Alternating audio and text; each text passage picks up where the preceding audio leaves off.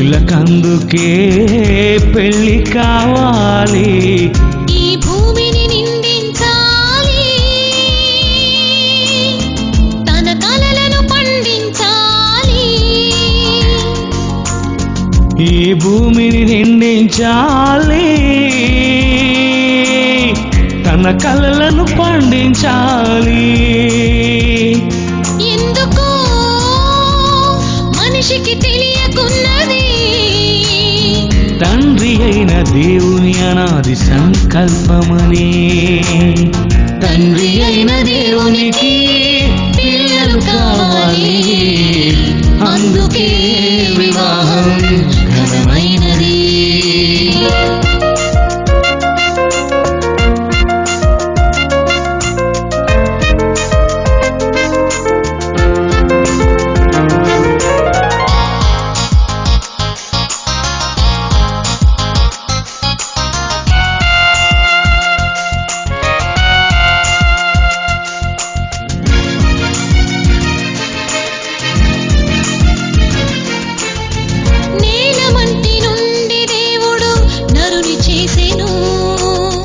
గాఢ నిద్ర కలుగజేసి స్త్రీని తీసెను. నేలమంటి నుండి దేవుడు నరుని చేసెను.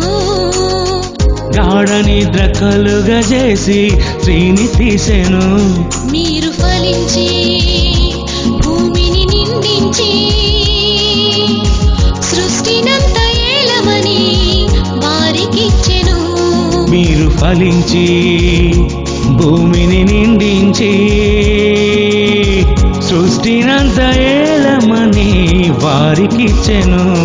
తన పోలికతో మీరు కనాలని, తన రూపంతో తనకు కావాలని. తన పోలికతో మీరు కనాలని, తన రూపంతో తనకు కావాలని. దైవ జ్ఞానమందు వారిని తీర్చిదిద్దాలని. ఎందుకో మనిషికి తెలియకున్నది, తండ్రి అయిన దేవుని అనాది సంకల్పమని. తండ్రి అయిన దేవునికి పిల్లలు కావాలి, అందుకే వివాహం ఘనమైనది.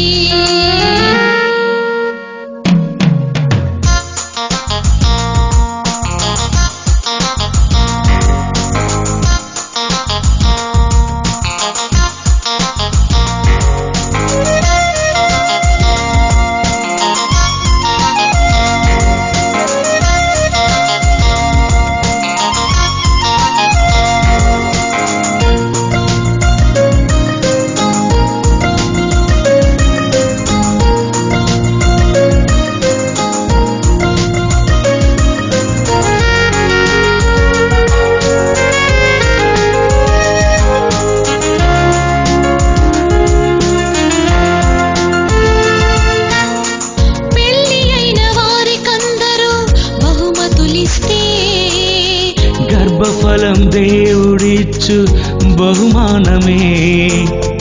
పెళ్లి అయిన వారికందరూ బహుమతులిస్తే గర్భఫలం దేవుడిచ్చు బహుమానమే.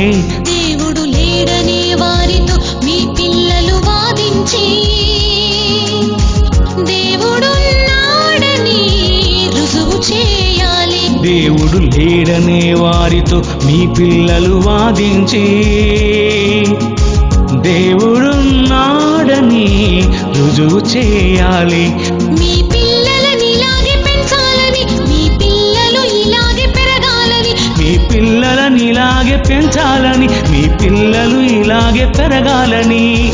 తండ్రి గూర్చి తెలుపుటకే క్రీస్తు జన్మించెను. ఎవరికి తెలుసు ఆ తండ్రి మనసు, తన కోసం మనలను కన్నాడని. తండ్రి అయిన దేవునికి పిల్లలు కావాలి, అందుకే వివాహం ఘనమైనది. తండ్రి అయిన దేవునికి తనయులు కావాలి, అందుకే వివాహం ఘనమైనది. స్త్రీ పురుషులకందుకే పెళ్లి కావాలి, స్త్రీ పురుషులకందుకే పెళ్లి కావాలి, ఈ భూమిని నిందించాలి, తన కలలను పండించాలి, ఈ భూమిని నిందించాలి, తన కలలను పండించాలి. ఎందుకో మనిషికి తెలియకున్నది, తండ్రి అయిన దేవుని